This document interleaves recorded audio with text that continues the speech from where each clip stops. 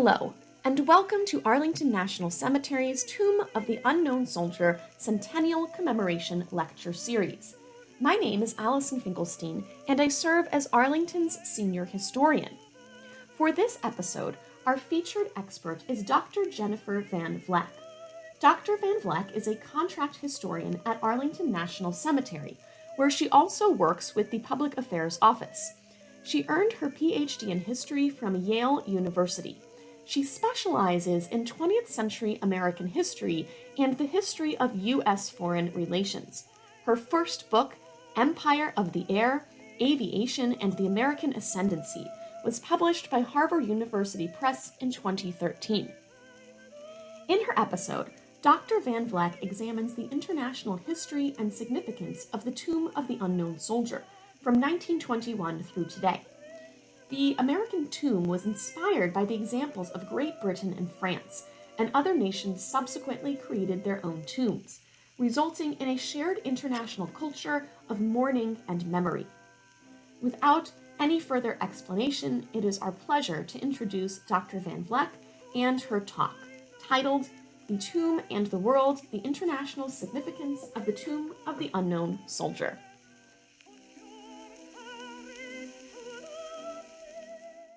My name is Dr. Jennifer Van Vleck, and I'm a contract historian at Arlington National Cemetery. And today I'm going to be speaking about the international significance of the Tomb of the Unknown Soldier.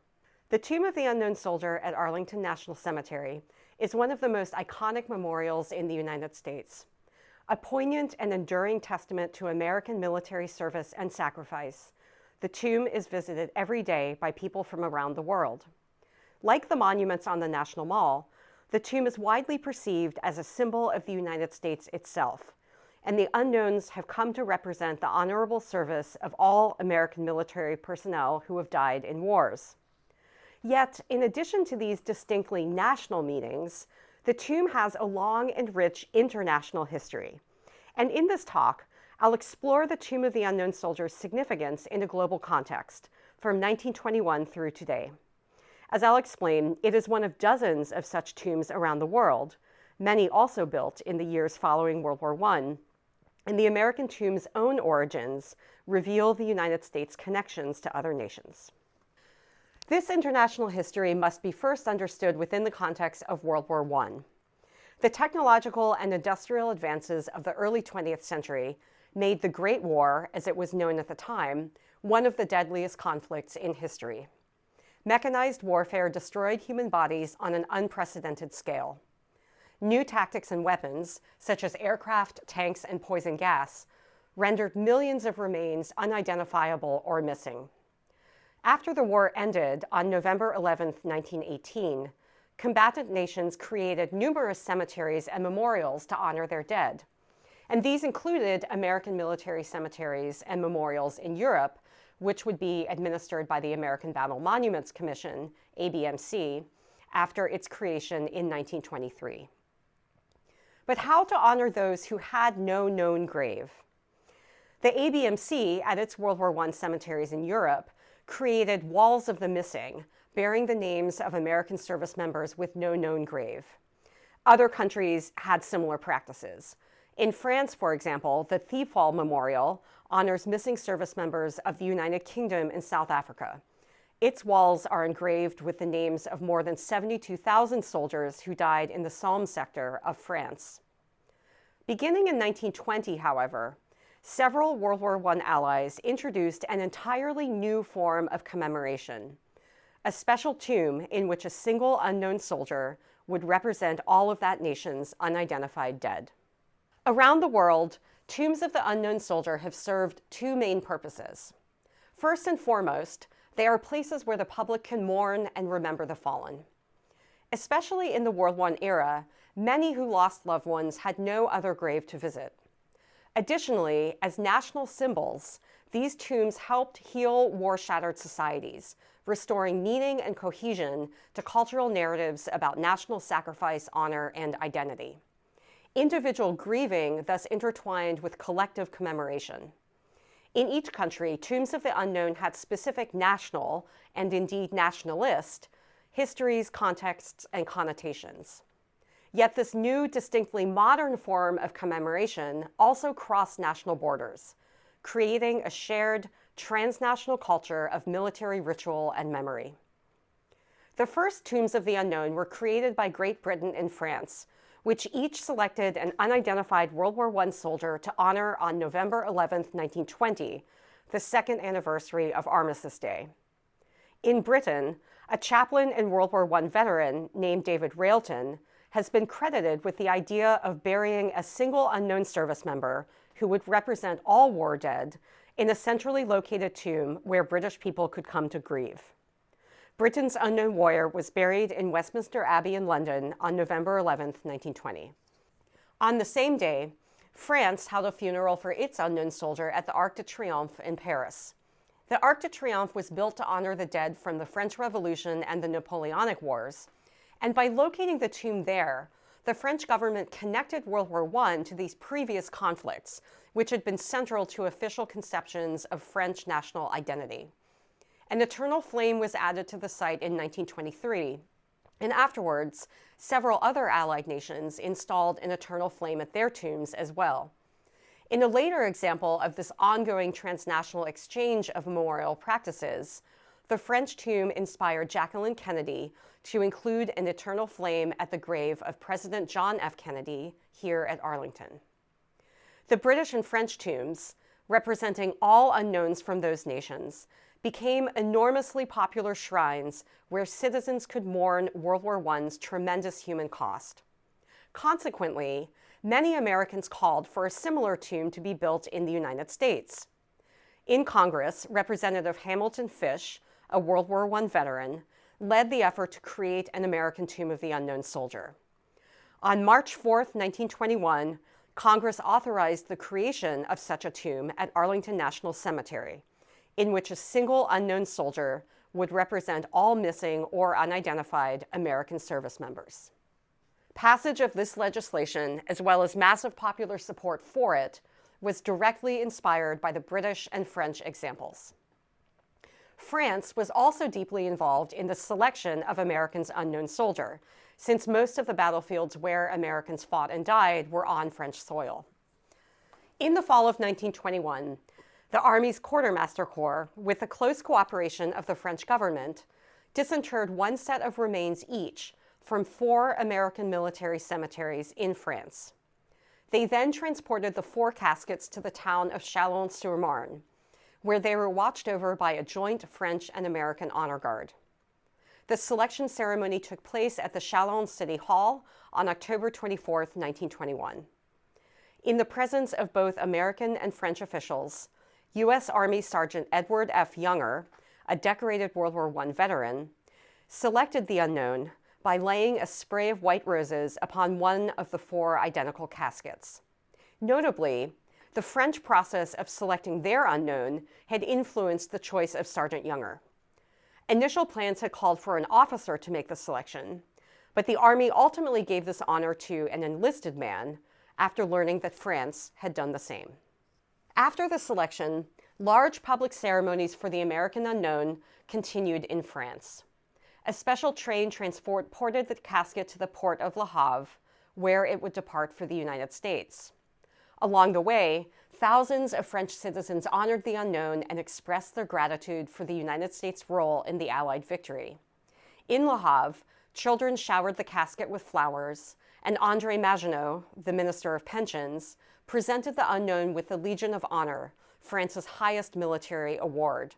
And this medal is currently on exhibit at Arlington National Cemetery's Memorial Amphitheater, along with other medals and gifts the foreign governments have bestowed upon the unknowns.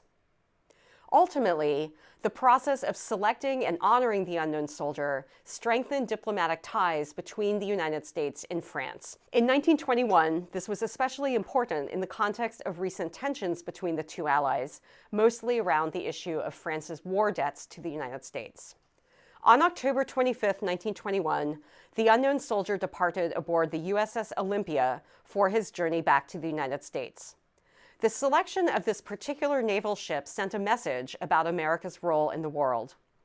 Commissioned in 1892, The Olympia had served as Commodore George Dewey's flagship during the Spanish-American War of 1898, most famously in Dewey's stunning victory over the Spanish Armada at the Battle of Manila Bay. The Olympia, more than any other ship, symbolized America's expanded military power and global influence since the turn of the 20th century. It was fitting, then, that the Navy chose this ship for the sacred mission of bringing the unknown home. Like the ceremonies in France and the voyage aboard the Olympia, the burial of the unknown soldier on November 11, 1921, was infused with diplomatic significance. In his funeral address, President Warren G. Harding honored the unknown as a representative of the United States who connected the diverse American people to the world. He may have been a native or an adopted son, said Harding. Indeed, immigrants comprised a significant percentage of the American military during World War I. More than 18% of the U.S. Army was foreign-born, so the unknown soldier himself could have been an immigrant. To further illustrate the transnational significance of the burial, dignitaries from many other nations attended, and those representing the wartime allies presented the unknown with their nation's highest military medals. Some foreign leaders also presented gifts, such as a magnificent statue of the goddess Victory, given by the President of China, and this statue is also on display at the cemetery's Memorial Amphitheater. Thus, from the start, the tomb was not only a grave and a place of mourning. It was also a powerful global symbol of American service and sacrifice, a symbol that embodied, literally, the United States' wartime contributions to the world. Many of the dignitaries who attended the unknown's funeral were also in town for another international event.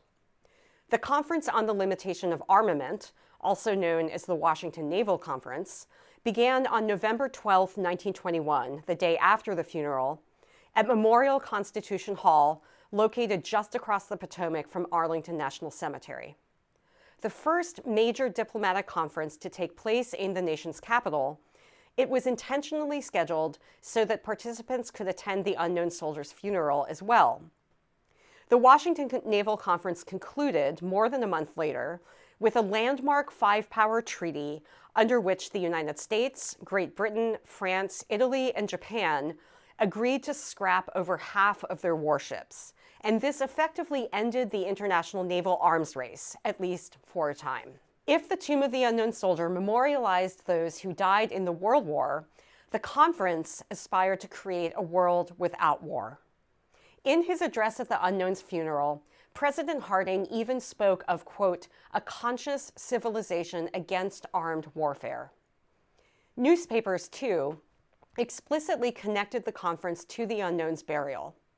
A Washington Post editorial, for example, proclaimed, quote, when the living turn to begin their conference, what will be the lesson they have learned from the dead?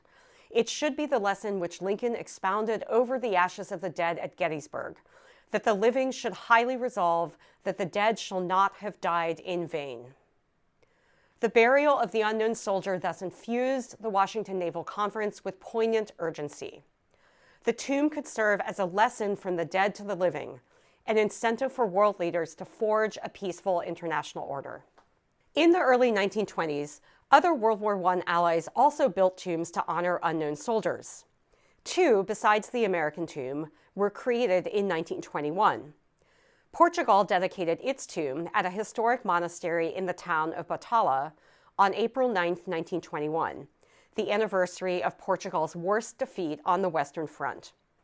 By selecting this date rather than November 11th, the more universally recognized Armistice Day, the Portuguese government emphasized the war's particular national costs.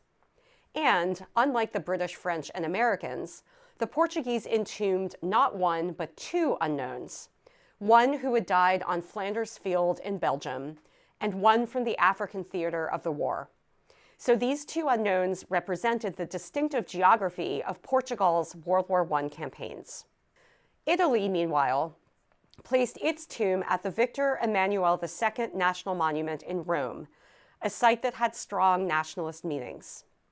This monument, popularly called the Vittoriano, was dedicated in 1911 to honor the first king of unified Italy. The Italian unknown was buried there on November 4th, 1921. By situating the tomb at the Vittoriano, the Italian government suggested a symbolic link between the unknown himself and the process of creating the Italian nation, just as the French had done by locating their tomb at the Arc de Triomphe. Other nations followed suit. Belgium buried its World War I unknown on November 11, 1922, below the Congress Column in Brussels, a monument commemorating the 1830 creation of the Belgian Constitution. And by 1930, there were tombs for World War I unknowns in Czechoslovakia, Yugoslavia, Romania, Bulgaria, Austria, Hungary, Poland, and Greece. Perhaps the last nation to entomb an unknown soldier from World War I was Australia, which buried its unknown at the Australian War Memorial in Canberra on November 11, 1993. In each case, the meanings and rituals associated with tombs of the unknown soldier reflected particular national histories, cultures, and politics.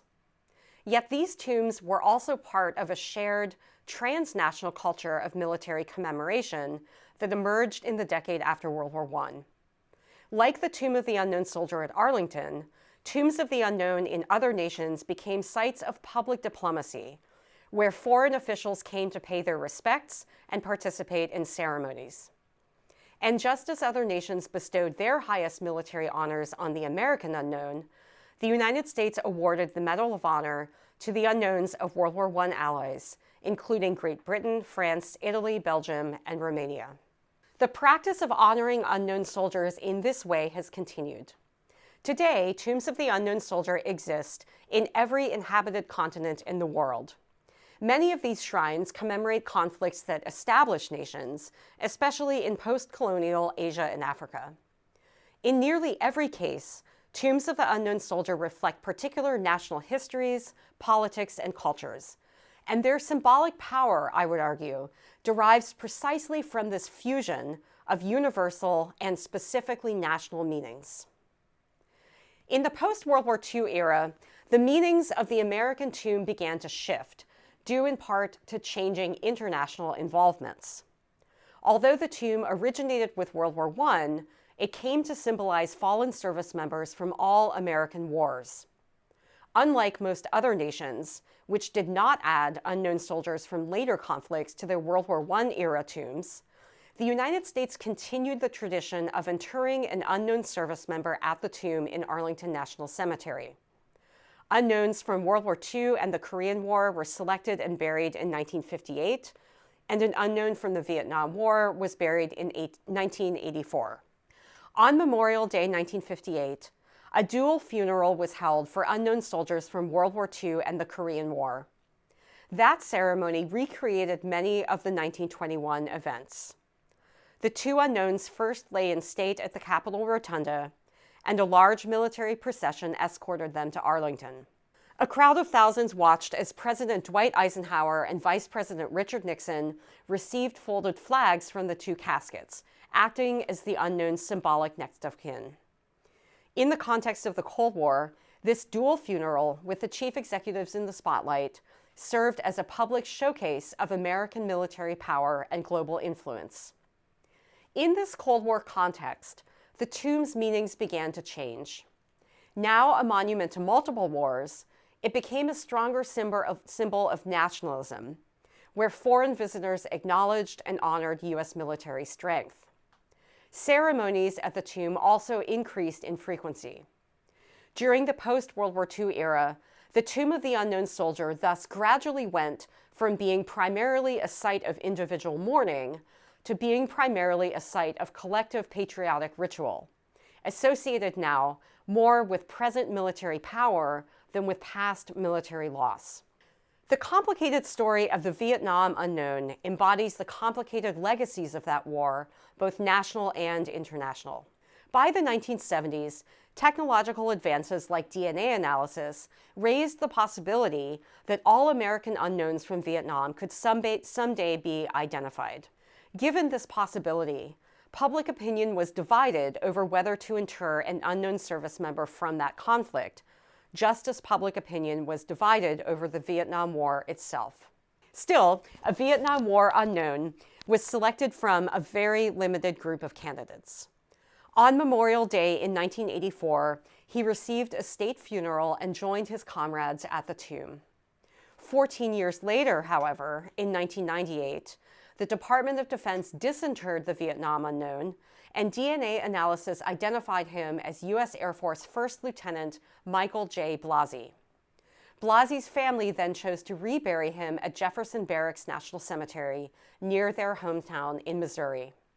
The crypt, which remains empty, was rededicated in 1999 to honor all missing and unidentified U.S. personnel from the Vietnam War. Due to improvements in recovery and identification methods, there will likely never be another unknown service member buried at the tomb. Over the past century, the meanings of the Tomb of the Unknown Soldier have gradually changed. In the Cold War era, its focus shifted from past military loss to present military strength, the preparedness and vigilance embodied by the sentinels of the 3rd U.S. Infantry Regiment, the Old Guard, who have guarded the tomb 24/7 since April 6, 1948. In part, this results from generational shifts. Fewer people now visit the tomb to personally mourn unidentified loved ones. Yet, as direct mourners decreased over time, the tomb's ceremonial importance only increased. Today, the Tomb of the Unknown Soldier continues to function as a central site of diplomacy and pageantry. When foreign heads of state and military leaders visit Washington, D.C., they often come to Arlington National Cemetery to lay a wreath at the tomb and to honor American service members. Today, as in 1921, many dignitaries also leave gifts as symbols of their nation's friendship with the United States, and a selection of these gifts can be seen in our exhibit at Memorial Amphitheater. Ranging from plaques to fine art, these gifts reflect the tomb's enduring resonance as a global symbol of American military service and sacrifice. And, of course, millions of people from around the world visit the Tomb of the Unknown Soldier each year, and many participate in public wreath-laying ceremonies. Visitors honor not only the 3 individual unknowns, but all American service members here and at other national cemeteries, and in unknown or unmarked graves around the world. The 3 service members known but to God who rest here at Arlington are part of an international story. While the Tomb of the Unknown Soldier is undeniably a symbol of the United States, it is, above all, a people's memorial, connected to a broader global history and shared across national borders by all who honor, remember, and explore this hallowed site during its centennial and beyond.